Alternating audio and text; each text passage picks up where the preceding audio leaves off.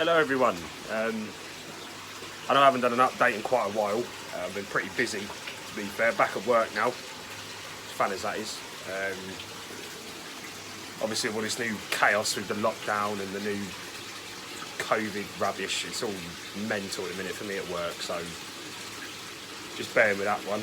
But yeah, so where are we at the minute? So it's Friday, the 6th of November, and in regards to developments of the pond, there's not really a lot to talk about, to be honest. Especially at this time of year. Like I said, there's not really a lot going on. So the fish at the minute are looking brilliant. I don't know if I'll be able to get them in with. Well, yeah, I mean, they are looking awesome. They're feeding very well. I've managed to get them up to 21 degrees at the moment. I'm planning to keep them there for about a month and a half, maybe a couple of months. To put a bit more size on a few of them, especially the Chagoi. I don't really want to hold her back, to be honest. But I'm managing that off just two. If I show you in here, I've literally just got 2 fish tank heaters. Just sat in the Easy Pod, and they are doing a fantastic job. So obviously, where I used to keep a lot of fish tanks back in the day, they're called Eheim heaters. They're both 300 watts each, and they're rated to do 600 to 1,000 litres. I was a bit sceptical, but I got them cheap second hand off a mate, and they are doing a cracking job, to be fair. They're not even on 24/7, to be honest. I mean, they're probably only running about 8-9 hours out of a 24-hour period, which I don't think it's bad, to be fair. I mean, I contacted the energy company and they sent me a cost calculator thing. And if they were running 24/7, it's like £2.20 a day for both of them. Which, to be honest, I wouldn't even be fussed about that at all. If I was running that all the way through winter, which I don't think I'm planning on doing. I mean, I'm probably going to drop them down to about 14, maybe 12, just to give them a bit of a winter, see if it will help with this, the sumi with the Shiros. I've heard the colder water helps, but we'll see how that one develops, to be honest. But I mean, one of the biggest, well, the best thing that's happened to me in a minute is I won the Rastakoi competition. I came third in it with guessing the amount of koi in a tank at Koi Water Barn. I ended up with a little shower. Momotaro shower, which I'm more than happy with, to be honest. I mean, you can just pick him up there. Stunning little fish. But obviously in this video I'll overlay in a video I done of when I put it in the pond. But I mean, look, I got to have a good look around the barn's quarantine, and some of the fish in there, all of them are just stunning. And at the minute, I mean, Keith has got some cracking deals on fish. I mean, there's 25% off all his stock. And I mean, with a bit of prodding, you can get them even cheaper, really. I mean, I was looking at a couple of Tancho Showa today, which I think they were $9.95. One of them was reduced to $6.50. Yeah, reduced to $6.50, but I reckon I could get it a bit less, but we'll see how that one goes. It's a lot of money, to be fair, especially with the long haired general breathing down my neck. It's a lot of money just before Christmas, but yeah, I mean, I might have forgot to mention, actually, I did get another 5 Shiros, which were pretty cheap, just off another hobbyist. But they're yeah, just a bit of a winter project. I mean, they're not as nice quality as the 2 I got previously, but I mean, yeah, we'll see how we go with them.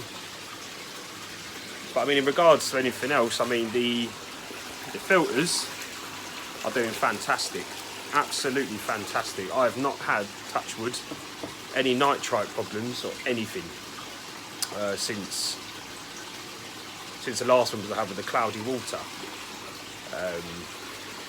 But yeah, I'll tell you what, actually, on a side note, when it comes to the cloudy water, I had a gentleman, I forget his name, who gave me a reason, and it was quite a yeah, quite a good answer to be fair.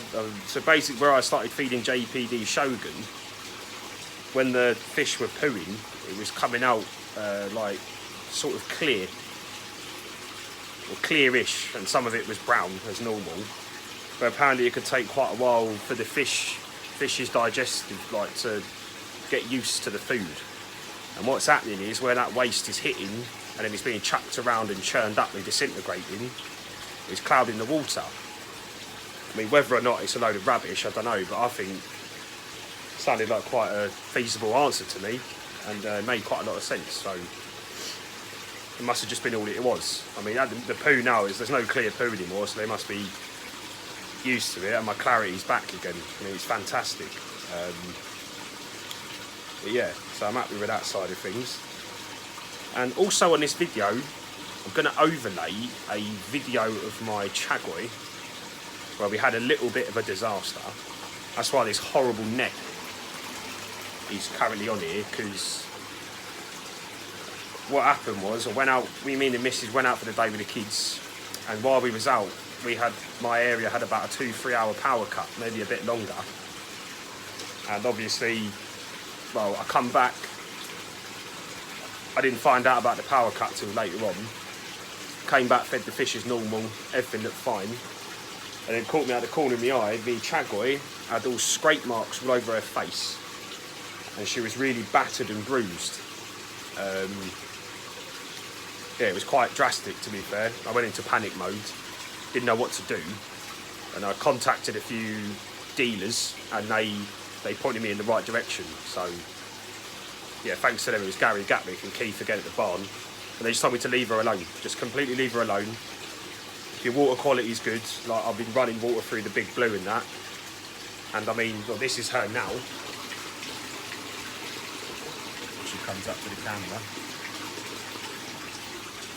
But I'll actually add a video in of the damage, and it's just unreal how much it's changed just by leaving it alone.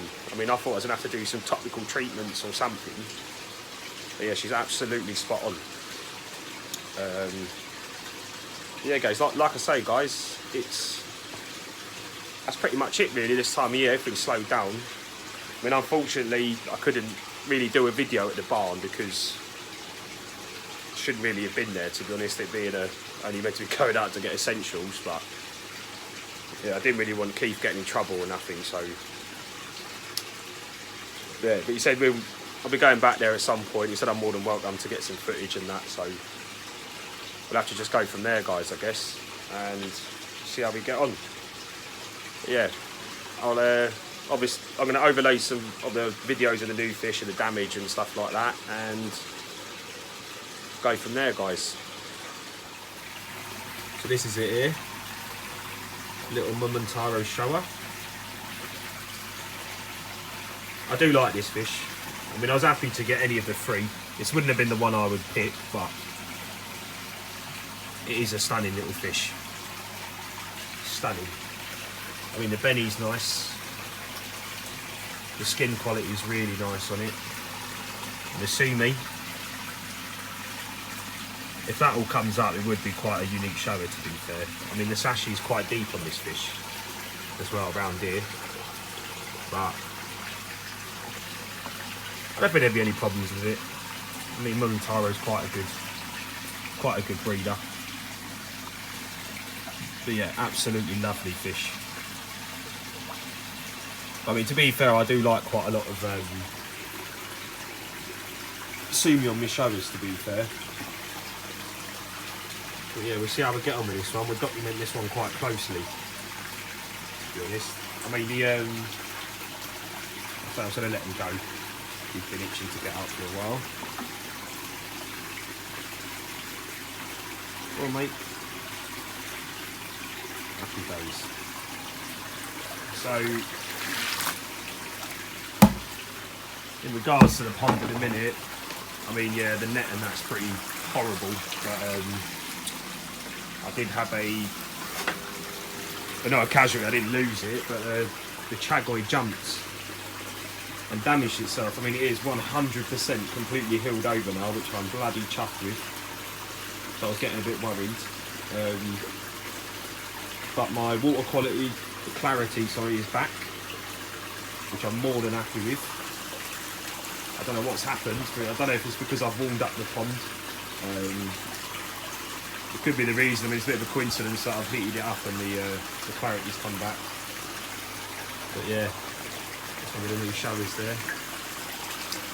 But like I said, in regards to the pond, nothing's really changed apart from the old big blues indoors now. Shower's exactly the same, apart from I've managed to fit the other strainer, the moving bed grafting. I can get a nice flow through here now. I mean, in regards to heating, all I'm doing is where the days where I had fish tanks, I've got these two Eheim aquarium heaters that I've got them set a bit. I'll put out the wrong number, I'll change that in a minute. But these are, I can't remember now. They're 300 or 400 watt heaters, but they're rated to do between 600 and 1,000 litres, those heaters. They're Eheim ones. That's what I've used on all my fish tanks, and yeah, they haven't let me down. They're really powerful, and to be fair, they've not really been on that much. I mean, they really only come on kind of late evening throughout the night, and usually turn off about 8, 9 in the morning when I come in, so it does hold through the day. But obviously we're getting some dramatic drops in temperature now, so we'll have to see how they cope as the time goes on. I mean, calculating the cost, if they was on 24/7, it roughly worked out to be around, I think it was £2.40 a day for both of them, which in my opinion isn't that bad really. I mean, I'll happily pay that, to be honest. But yeah, like I say, fish are looking absolutely fantastic, and I'm hoping to get this to the 55 mark coming into spring. That's the aim, and hopefully the Karishigoi won't be far behind. There's a shadow there. Very nice fish. Really, really happy with that. Really happy. But yeah, guys, like I say, in regards to updates and that, there's not really a lot to update you on other than just show you how the fish are getting on and whatnot. Yeah, they are doing very, very, very well. I'm hoping to get the growth out of them now, because I've slowly trickled them over to Sakiakari growth again, and now, I mean, that's what I've got left. It's a mix of growth and the Shogun pellets, but there's a little bit of wheat germ in there as well, just that I had left over, so I thought I'd chuck it in. But yeah, I mean, they're always looking for food, to be fair. And I mean, the only thing I'm really going to be interested in is how the Easy Pod and that's going to cope with the high amount of feeding. Because I know my wife was feeding them quite a lot while I was away, but we'll see how we get on with that. Because I mean, if the Easy Pod grafts and does well with the high level of food, I don't feel the need to change anything really. So yeah, we'll go from there, guys.